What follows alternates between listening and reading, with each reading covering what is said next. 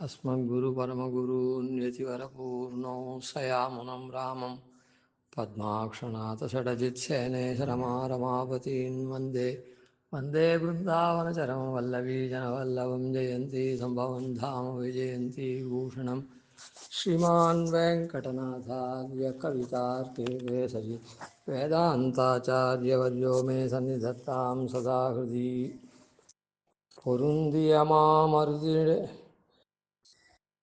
பொருந்தியமாமருதினிடை போய எம்பெருந்தகாய் உன்கழல் காணிய பேதுற்று வருந்தினான் வாசகமாலை கொண்டு உன்னையே இருந்திருந்து எத்தனை காலம் புலம்புவனே.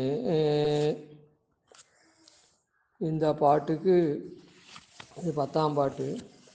சுவாமி தேசிகன் உன்னையே இருந்திருந்து எத்தனை காலம் புலம்புவனே அப்படின்னு சாதிச்சதுனால, அதாவது எம்பெருமானை ஆசிரியிச்சாச்சு, அவனுடைய கல்யாண குணங்கள்லாம் தெரிஞ்சாச்சு.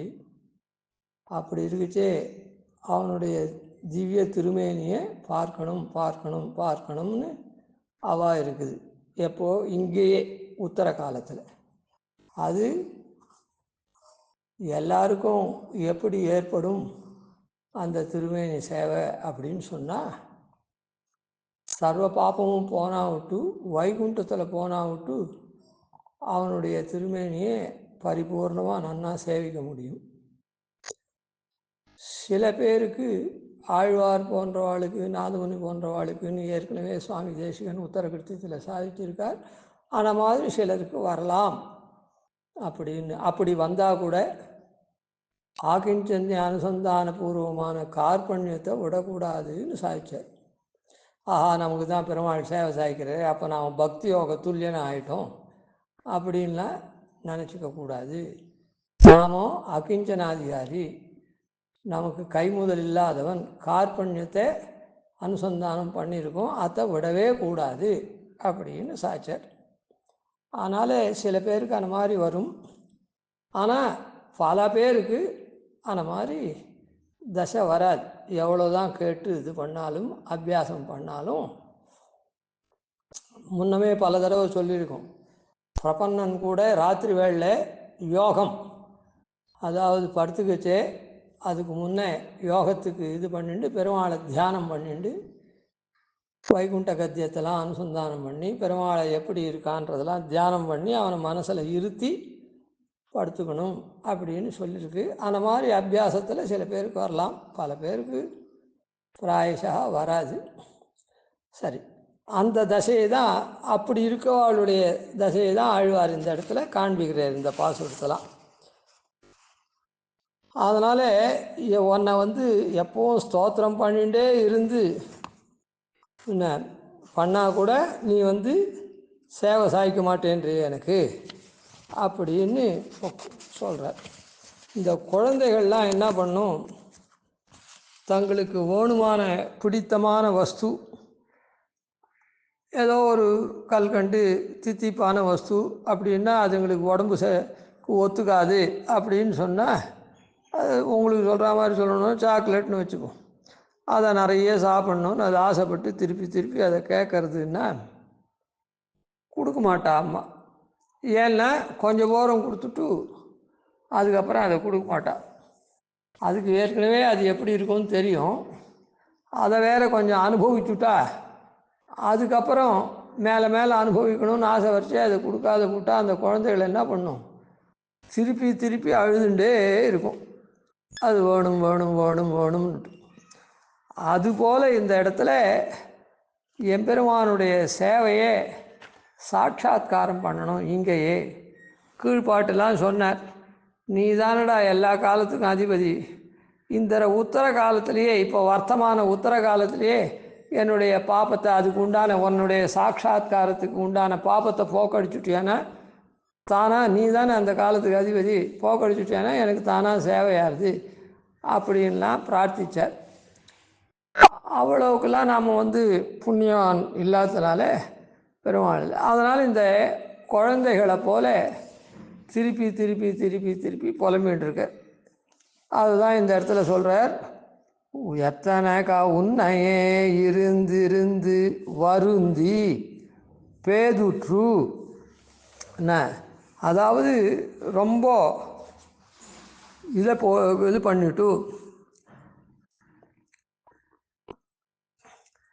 ரொம்ப ஈடுபாடை கொண்டு நான் என்ன பண்ணுறேன், வருந்தி நான் வாசக மாலை கொண்டு உன் கழலை காணிய பேதுற்று, உன் கழலை காணணுன்ற ஆசைப்பட்டு, அதனால் நான் என்ன பண்ணுறேன், வருந்தி நான் வாசக மாலை கொண்டு வருந்தி உன்னை நான் ஸ்தோத்திரம் பண்ணுறேன், உன்னுடைய குணகீர்த்தனங்களை நான் பண்ணுறேன். அதை குணகீர்த்தனத்தை எப்படி மாலை போல தொடர்ச்சியாக பண்ணுறேன், சப்தத்தை நான் அப்படி பண்ணி இருந்து உன்னையே இருந்திருந்து உன்னை நோக்கி நான் எவ்வளோ நாளைக்கு இந்த மாதிரி புலம்பின்ட்டுருக்கிறது அப்படின்னு. அதாவது இந்த உத்தர காலம் மொத்தம் மரண பர்யந்தம், மரணம் ஆகிடுச்சுன்னா அந்த சேவை கிடைக்க போகிறது, மொத்த பாப்பத்தையும் போக்கடிச்சுட்டு போகிறான், வைகுண்டத்துக்கு ஐஷன் போகிறான், அங்கே கிடைக்க போகிறது. என்ன, இருந்திருந்து இங்கேயே இருந்துட்டு எத்தனை காலம் புலம்புவனே அப்படின்னு. அதனால் இப்படியான தசை யாருக்கு இருக்கும்? அதாவது இங்கே கூடாதுன்றது, நமக்கு கூடாதுன்னா கை கூடாது அப்படின்னு தெரிஞ்சாலும் கூட அந்த எம்பெருமானுடைய குணகீர்த்தத்தினால் வரக்கூடிய ஆர்வம் நம்ம அவனை பார்க்கணும்னு தோண பண்ணுறது. நாம் தான் எம்பெருமானை சரணாகதி பண்ணிட்டோமே, அவன் நமக்கு அருள மாட்டானா இப்படி, நாம் என்ன இங்கே பஸ்வன்ன புத்திராதிகளாக கேட்குறோம், அதெல்லாம் இல்லையே, எம்பெருமானுடைய சேவையை தானே கேட்குறோம், அது எதுக்கும் விரோதம் இல்லையே, அத்தை அவனு தரலாமோ இல்லோ, மீதி இங்குற்ற செல்வங்கள்லாம் கேட்டோம்னா அது மோக்ஷாந்த ஐஸ்வர்யத்துக்கு அது விரோதமாக இருக்குமான்றனால அதெல்லாம் கொடுக்க வேண்டாம், இதை கொடுக்கறதுக்கு என்ன அவனுக்கு அப்படின்னு குழந்தை அடம் பண்ணுற மாதிரி. என்ன, அம்மாவுக்கிட்ட இது நன்னா இருக்குது எனக்கு குடுன்னு மாதிரி அந்த தாயும் தந்தையுமாய் உலகினில் வாயுமீசன் மணிவண்ணன் எந்தையே திருப்பி திருப்பி பண்ணுறோம். அதனால தான் சுவாமி தேசிகன் இந்த பாசுரத்துக்கு இருந்திருந்து எத்தனை காலம் புலம்புவனேன்னா அந்த இடத்துல தான் இதுக்கு குர்வாணைர் பாலலௌல்யம். அந்த குழந்தைகள் பாலர்கள் என்ன பண்ணுவா, ரொம்ப சபலம், ஆசை, சபலப்பட்டு அப்படியே அலற்றி அழுவா, எனக்கு ஓணும் எனக்கு ஓணும் எனக்கு ஓணும்னு விடாத வாய் பதத்திலே அழுதுண்டே இருக்கும். அதுபோல் எம்பெருமானை நாம் பண்ணுறோம். அப்படி உத்தர காலத்தில் பெருமானுடைய சேவை கிடைக்கணும் கிடைக்கணும் கிடைக்கணும் அப்படின்னு நாம் உத்தர கிருத்தியத்தை அந்த மாதிரி பண்ணணும். அப்படின்னா என்ன அர்த்தம், ஒரு நாள் நமக்கு எப்படியானாலும் சேவை தரணும் அப்படின்னு நாம் பண்ணிட்டு இருந்தோன்னா கடைசியில் இந்த சரீரம் இருக்கச்சவே அவன் தந்துடுவான். இந்த சரீரம் இருக்கச்சவே அவன் நம்முடைய ஆர்த்தியை பார்த்து தருவான் அந்த சேவையை. அதனால் இப்படி நாம் உத்தர கிருத்தியத்தை பண்ணணும் அப்படின்னு தெரியுது. அதான் இந்த ஸ்லோகத்தில் குர்வாணை பாலலௌல்யம் அப்படின்னு சாய். சித்தா கிருஷ்டி பிரவீணை அபிலபன சுகை ஸ்பர்ஷவாஞ்சாந்துகானை யாதன்வானை திருக்ஷாம் ஸ்ருதிஹிதசகிதை ஆத்மநித்யாதரார்கை விஸ்லேஷாக்ரோஷகிருத்பிः ஸ்மரதரதிகரைः தத்தசாயுஜ்யசங்கைः குர்வாணைர்பாலலௌல்யம் மிளிதகுணகணைः நித்யதிருஷ்யாங்கமாக அப்படின்னு இந்த இடத்துல சாய்க்கிறார். அதில் குர்வாணைர் பாலலௌல்யம் அப்படின்னு. இப்போ எப்படிப்பட்ட பெருமாள் இவன் அப்படின்னா, பெருமாளுக்கு நமக்கு தரத்துக்கு உண்டான மொத்தம் இது இருக்குது. அதாவது பெருமாளை எப்படிப்பட்ட தன்மையாளன், பொருந்தியமா மருதினிட போய எம் பெருந்தகாய் பொருந்திய மாமரம், ஒன்றோட ஒன்று சேர்ந்து இருக்கக்கூடிய மரம். அதாவது பொருந்திய மருதின் இடைப்போய, மருதுன்றது அந்த மரத்தினுடைய பேர். அதனால் மரம் பொருந்திய மருது. அதனால் அந்த மரம்னு சொன்னதுனால அது என்ன அப்படின்னு சொன்னால், வலியதான நெஞ்சத்தை, மரங்கள் போல் வலிய நெஞ்சம் வஞ்சனேன் நெஞ்சு தன்னால் அப்படின்னு சாய்க்கிறாரோ. அதனால் வலிமையாக இருக்கிறதுக்கு, வன்மையாக இருக்கிறதுக்கு, கடினமாக இருக்கிறதுக்கு அந்த மரம் அப்படின்னு சொல்லிது. மாமரம் அப்படின்னு சொன்னதுனால, மாமரம் அப்படின்னு சொன்னால், மான்னா கருப்புக்கும் அர்த்தம், பெருசுக்கும் அர்த்தம். மான்னா லக்ஷ்மிக்கும் அர்த்தம், லக்ஷ்மி வாசகம் இருக்கட்டும். அதனால் மா அப்படின்றது கருப்பு. கருப்பு அப்படின்னு சொன்னால் என்ன அர்த்தம்னா, ஒருத்தனை கருப்பாக இருக்கான்னா என்ன அர்த்தம், அவன் சீற்றமாக இருக்கான்னு அர்த்தம். அந்த கருமை, அதாவது அவனுக்கு சத்துவகுணம் இல்லை, ரஜோகுணத்தினால சீற்றமாக இருக்கான். அதனால் அந்த கருப்பை மா அப்படின்றது கருமையை சொல்கிறது. அது வன்மையாக இருக்குது. வன்மையாக இருக்கிறது மாத்திரமில்லை, சீற்றமாக இருக்குது. அந்த மரங்கள், அந்த யமலார்ஜுனாள் இருக்காளே, அவள் வன்மையாக இருக்கா, சீற்றமாக இருக்கா.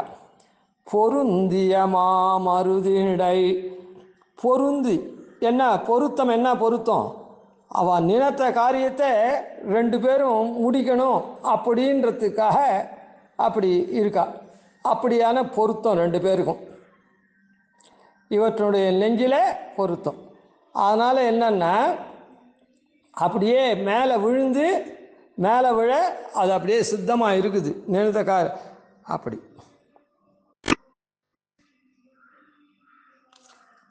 ஆனால் இப்படி இருக்கிற மரத்தினுடைய நடுவில் பெருமாள் என்ன பண்ணால், உரலில் கட்டி விட்டா யசோதை, அந்த உரலை இவன் இழுத்துட்டு போகிறான். இழுத்துட்டு போச்சு இந்த மரத்து நடுவில் இவன் உள்ளே போகிறான். உரலை பின்னால் வருது. அந்த உரல் அந்த மரத்தில் பட்ட உடனே அந்த மரம் விழுந்துருத்து. ஆனால் இவன் போகச்சே அப்படி லாகவமாக இவன் போயிட்டான். பொருந்திய மருதினிடை போய எம் பெருந்தகாய், அப்படி அதனுடைய இடையில போய் அந்த மாதிரி இருக்கிற மரத்தில் யாருன்னா நடுவில் போகிறதுக்கு தைரியம் வருமோ அப்படி. ஏன்னா அந்த இடையில் போனாலே அது கொஞ்சம் அசைஞ்சதுன்னா கூட இவன் நடுவில் மாட்டிக்கலாம், இல்லை அது மேலே விழுந்துடும், இப்படிலாம் இருக்குது. அது மரத்து நடுவில் போயா, அப்படி போய எம் பெருந்தகாய் அப்படின்னு. அப்படி அவற்றின் நடுவே போய் தப்பிச்சுட்டான். தப்பிச்சு என்ன பண்ணுறான், நமக்கெல்லாம் சேஷி அப்படின்றத காண்பிக்கிறான். அதுதான் இங்கே எப்படி காண்பிக்கிறான் அப்படின்றது. ததா கடகடா சப்த சமாகர்ணன தத்பரஹா அப்படின்ற ரீதியில் கடகட கடகடான்னு அது முறிஞ்சி விழருது. அந்த ஓசையை கேட்டு பெருமாள் என்ன பண்ணுறான், இன்னும் அபூர்வ தரிசனம் மாதிரி அதை பார்த்து சிரிக்கிறான். அதாவது இவன் தப்பி போயிட்டான், சுவாமியாக இருக்கான். ஆனால் பின்னால் இழுத்துன்னு வந்த மரம் பட்டு முறியறது. அதை பார்த்து பெருமாள் என்ன பண்ணுறான், அப்படியே கண்ணெலாம் அலர்ந்து போகிறது. அந்த கண் எப்படி இருக்குது, சிவந்து இருக்குது, விகசிதமான கண். அதை பார்த்து அதனால் என்ன பண்ணுறான்னா, தான் பரதெய்வம் அப்படின்றத காண்பிக்கிறான். அதை தான் ரிஷி என்ன எப்படி வர்ணிக்கிறார்னா, ஜகாம கமலேக்ஷணா அப்படின்னு, ஜகாம கமலேக்ஷணா அப்படின்னு. அதாவது இவன் என்ன பண்ணுறான், அந்த மரத்து நடுவில் போய் அந்த உரல் ரெண்டு மரத்து மேலேயும் படுற மாதிரி பண்ணி அந்த யமலார்ஜுனாலே விடுவித்தான். அப்படி விடுவிச்சு அவளுக்கு நன்மை கொடுத்தான். யார் இவன் அப்படின்னா, கமலேக்ஷணன், தாமரை கண்ணன், பரபிரம்மம் அப்படின்றத அவன் காண்பித்தான். அதனால் ஆழ்வார் அங்கே அவர் பரபிரம்மம்னு அனுசந்தானம் பண்ணார் அவன் காண்பித்தபடி. ஆழ்வார் என்ன பண்ணுறார்? பரபிரம்மத்தை ஆழ்வார் என்ன பண்ணணும்? துயரறு சுடரடி தொழுதெழு என் மனனே அப்படின்ற ரீதியில் அந்த சிவந்த கண்களை போல இருக்கக்கூடிய நாமெல்லாம் பற்றக்கூடிய திருவடியை, உன் கழல் காணிய பேதுற்று, உன்னுடைய திருவடியை, எங்களுக்கெல்லாம் தஞ்சமாக இருக்கக்கூடிய திருவடியை, அங்கே தவழ்ந்து போன திருவடி இருக்குதே அந்த திருவடியை காண வேணும் அப்படின்ற ஈடுபாடு கொண்டு ஆசைப்பட்டு வரு காணிய பேதுற்று, அதை காணணும் காணணும் அப்படின்ற ஈடுபாட்டை உடையனா அப்படியே என்ன பண்ணுறா, அதை பார்க்க முடியாததுனால வருந்தி ரொம்ப கஷ்டப்படுறான், நமக்கு கிடைக்கலையே அப்படின்னு. வாசகமா வருந்தி நான் வாசக மாலை கொண்டு, நானும் உன்னை இங்கேயே பார்க்கணும் அப்படின்னு ஆசைப்படுறேன். அப்படிப்பட்ட நான் வாசக மாலை கொண்டு, உன்னுடைய குணகீர்த்தனங்கள்லாம் அப்படியே சப்தங்கள் இருக்குது, குணத்தை சொல்லக்கூடிய சப்தங்கள், அதெல்லாம் தொடுத்து மாலை போல, மாலை எப்படி பல புஷ்பங்களை அப்படியே பார்க்கறதுக்கு அழகாக தொடுப்பாளோ அந்த மாதிரி மாலை கொண்டு உன்னையே, உன்னை தவிர வேற யாரும் இல்லை, அப்படிப்பட்ட உன்னையே, அதாவது ரொம்ப போக்கியனாக இருக்கக்கூடிய உன்னையே இருந்திருந்து இப்படியே இழைத்தபடியா, உன்னை ஏங்கி ஏங்கி ஏங்கி இழைத்திருந்தபடியா இருந்து எத்தனை காலம் புலம்புவனே, எத்தனை காலம் நான் புலம்பின்றே இருக்குது. அதாவது அதுதான் குர்வானையர் பாலலௌல்யம் அப்படின்னு சொன்னார். அந்த எம்பெருமானுடைய சேஷ்டிதம், திவ்ய ரூபம் என்ன, சேஷ்டிதம் என்ன, அந்த திருமேனியை கொண்டு தானே தவழ்ந்து போய் அங்கே வந்து இனமருதூடு நடந்தனன்ற அந்த ரீதியில் இது பண்ணார் போனார். இப்படியான அந்த திருமேனி அழகை நான் எப்போ சேவிக்க போகிறேன் அப்படின்னு. இதனால் என்னன்னா, பெருமாள் எப்படிப்பட்டவன்? பொருந்திய மாமரம், மரம்ன்றது வன்ம நஞ்சத்துக்கு உதாரணமாக சொல்லப்பட்டது. அதை போல் நாம் எவ்வளோ வன்ம நஞ்சம் உடையவனாக இருந்தாலும் மா அப்படின்னு கருப்பு, அந்த வன்மத்தினால எல்லார் இடத்துலையும் சீற்றம் தாறுமாறாக கொண்டவளாக இருந்தாலும் அதுக்கு தகுந்ததானே அந்த சீரி அவளெல்லாம் வதை பண்ணுறதுக்கெல்லாம் சித்தமாக இருக்கக்கூடிய சரீராதிகளை கொண்டவனாக இருந்தாலும் பெருமாள் என்ன பண்ணுவான்? அனாயாசேன நம்ம உள்ள புகுந்து இப்படிப்பட்ட அந்த ரெண்டு மரத்து நடுவில் பொருந்தி இருக்கக்கூடிய மரத்தில் எப்படி மரங்கள் நடுவில் போனானோ அது மாதிரி நம்முடைய உடலில் நாமும் நம்ம உடல் இருக்க அந்த உடலுக்கும் நடுவில் எம்பெருமான் எழுந்தருளி நம்ம மொத்தத்தையும் போக்கடித்து நமக்கு நல்லதை பண்ணக்கூடியவன் தான், அருள் பண்ணக்கூடியவன் தான், அந்த மாதிரி பாபத்தை ஒழிக்கக்கூடியவன் தான். அதனால் அப்படி இருக்கவன் நமக்கு வந்து நம்முடைய பாபத்தை ஒழிச்சடித்து இந்த வன்மமான நஞ்சத்தையும் சீற்ற இதையும் ஒழித்து நம்ம வந்து சேவை தரலாம், பாபத்தை ஒழித்து. அப்படிப்பட்டவனாச்சே நீ எனக்கு சேவை தரக்கூடாதா அப்படின்னு நாமும் எம்பெருமானை நம்முடைய உத்தர காலத்தில் பிரார்த்தித்து நாமும் ஆனந்த அனுபவம் பண்ணணும். இப்படி பண்ணோன்னா எம்பெருமான் நிச்சயமாக சேவை சாதிப்பேன், அதில் ஒன்றும் சந்தேகம் இல்லை. அதனால்தான் இந்த தசகத்தை முடியானேயில் படி விடாய்த்த கரணங்களை இப்படி நாம் பண்ணியிருந்தோன்னா இத்தர விஷயத்தில் கரணங்கள் நம்முடைய இந்திரியங்கள் போகாது, மனசு போகாது. அப்போது எந்த விஷயத்துலையும் போகாத நம்மையே அது சிந்திக்கிறது, நம்மையே விரும்புறது எல்லா இதுவும் அப்படின்னு சொல்லி அவன் வந்து அனன்ய பிரயோஜனாக இருக்கச்சே அந்நிய பிரயோஜனாக இல்லாமல் அனன்ய பிரயோஜனாக இருக்கிறத கண்டு எம்பெருமான் நமக்கு அருள்வன். அதனால்தான் உத்தர கிருத்தியத்தில் இந்த மாதிரி இருக்கணும் அப்படின்னு. அதனால் பசங்கள் எப்படி வந்து தனக்கு பிடிச்சதை அழுது புரண்டு எப்படி இது பண்ணுமோ, திருப்பி திருப்பி புலம்பி புலம்பி வாங்கிக்குமோ, அதுபோல் நாமும் அவனிடத்தில் பெறக்கூடிய தன்மையாளனாகணும் அப்படின்றத சுவாமி தேசிகன் காட்டினார். அதுபடி நாம் பெருமாளை அனுபவித்து நாம் உத்தர கிருத்தியத்தை பண்ணி பெருமாளுடைய தரிசனத்தை நாம் பெற வேணும். कवितार्के सिंहाय कल्याणगुणशालिने श्रीमते वेङ्कटेशाय वेदान्तगुरवे नमः आदिवण्डोपादीनिधिवर्यान् भजे निशं श्रीरङ्गपूरुषडीशानपदाश्रीं श्रीवत्सवंसतिलकं वन्दे श्रीकृष्णदेशिकं